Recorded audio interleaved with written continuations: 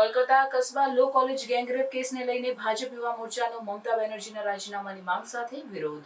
કોલકાતા કસ્બા લો college gangrape કેસને લઈને સમગ્ર રાજ્યમાં ભારે રોષ જોવા મળી રહ્યો છે. આ ઘટનાને લઈને ભાજપના યુવા મોરચાએ મુખ્યમંત્રી મમતા બેનર્જીના રાજીનામાની માંગ સાથે ભારે વિરોધ પ્રદર્શન કર્યું હતું.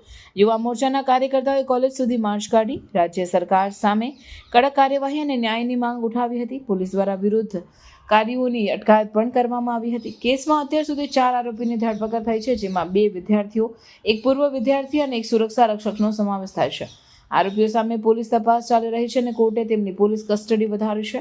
આ ઘટનાના પગલે કોલેજે 3 આરોપીઓને તાત્કાલિક કોલેજમાંથી કાઢી મૂક્યા છે. ભાજપના નેતાઓએ રાજ્ય સરકાર પર આરોપ મૂક્યો છે કે મહિલાઓની સુરક્ષા માટે યોગ્ય પગલાં લેવામાં આવ્યા નથી અને રાજ્યમાં કાયદો વ્યવસ્થા બગડી ગઈ છે. બીજી બાજુ તૃણમૂલ કોંગ્રેસના કેટલાક નેતાઓના નિવેદનોને લઈને પણ વિવાદ સર્જાયો છે, જેમાં આ ઘટનાને નાની ઘટના તરીકે રજૂ કરવામાં આવી હતી, જેના કારણે વધુ રોષ ફાટી નીકળ્યો છે. આ કેસને લઈને રાષ્ટ્રીય સ્તરે પણ ચિંતાનો માહોલ છે. મહિલા આયોગ સહિત વિવિધ સંગઠનો અને સમાજના વિવિધ વર્ગોએ આરોપીઓને કડક સજા અપાવવાની માંગ કરી છે. સમગ્ર ઘટનાએ રાજ્યમાં મહિલાઓની સુરક્ષા અને કાયદો વ્યવસ્થાની સ્થિતિ અંગે ગંભીર પ્રશ્નો ઊભા કર્યા છે.